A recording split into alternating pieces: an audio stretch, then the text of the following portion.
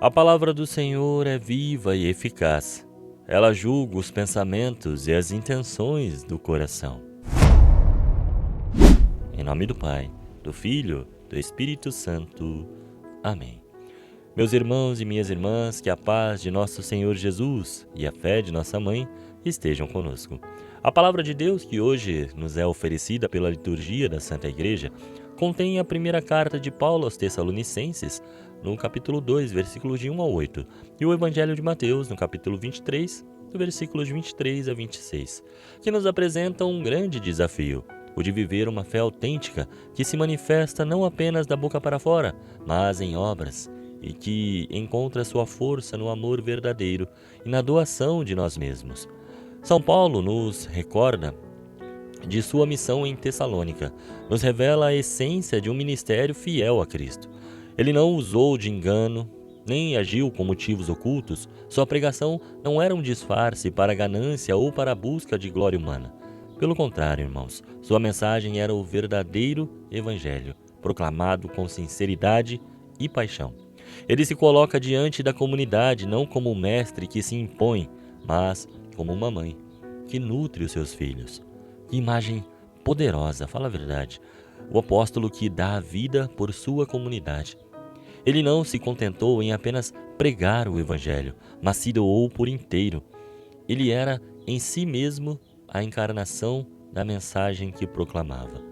Essa entrega total nos remete ao mistério de Kenosis, o esvaziamento de Cristo, que se fez servo por amor à humanidade, como nos afirma Filipenses no capítulo 2, versículo 7.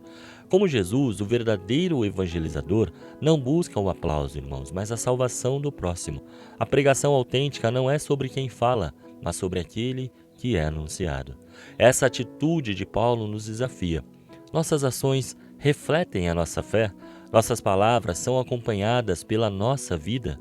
A pregação não se resume a um sermão dominical, a uma gravação de vídeos para redes sociais. Ela é a totalidade da nossa existência vivida em Cristo. Como disse o beato Paulo VI em sua exortação apostólica Evangelii Nuntiandi, o homem contemporâneo escuta mais de boa vontade as testemunhas do que os mestres. Ou, se escuta os mestres, é porque eles são também testemunhas. Então, a coerência de vida é o nosso primeiro e mais poderoso sermão. Nossas ações, nossos relacionamentos com o próximo, com os nossos inimigos. Se você quer converter alguém, dê o exemplo de cristão, de seguidor de Cristo. Senão você se torna apenas mais um fariseu, mais um hipócrita. E o evangelho de hoje, Mateus, nos traz as duras palavras de Jesus aos próprios fariseus.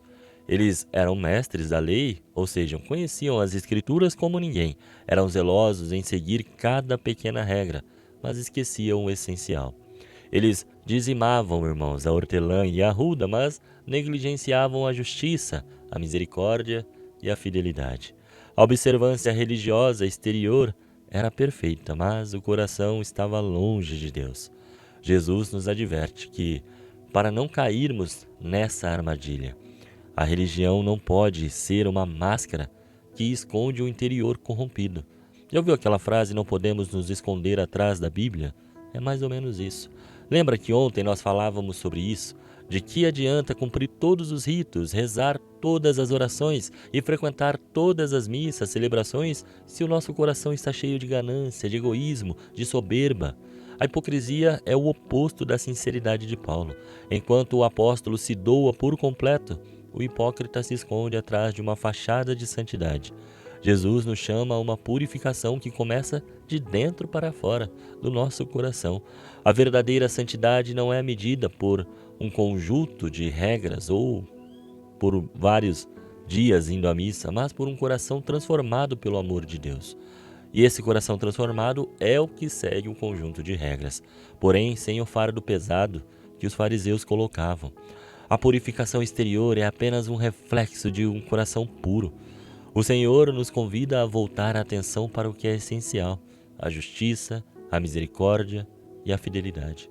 Irmãos, São Paulo nos mostra na primeira leitura como deve ser o autêntico evangelizador, sincero, amoroso, doador, ter e possuir a caridade. De outro lado, nós temos Jesus, que nos adverte sobre o perigo de uma fé vazia, sem amor e sem obras. A verdadeira fé, a fé católica, não é um mero conjunto de ritos e tradições, ainda que todo mundo ache isso. Ela é uma vida vivida em Cristo, na qual a oração e a ação se unem. A liturgia da Igreja deve nos levar a uma vida de serviço. A Eucaristia, por exemplo, que nos une a Cristo, nos impele a viver o Evangelho na nossa vida diária. O amor de Deus não pode ser separado do amor ao próximo. Assim como Paulo, somos chamados a dar a nossa vida pelos irmãos. E assim como Jesus, somos chamados a purificar o nosso interior para que a nossa fé seja verdadeira e fecunda, irmãos. Que hoje a Virgem Maria, Mãe de Deus e nossa Mãe, interceda por nós para que sejamos testemunhas sinceras de Cristo e que possamos, pela graça de Deus, pela graça do Senhor, infundir em nossas almas, purificar o nosso coração, para que Ele seja a morada do Espírito Santo. Que Deus abençoe você e até amanhã, se esse mesmo Deus me permitir. Senhor, estivemos aqui reunidos por amor a Jesus Cristo, em nome do Pai, do Filho, do Espírito Santo. Amém.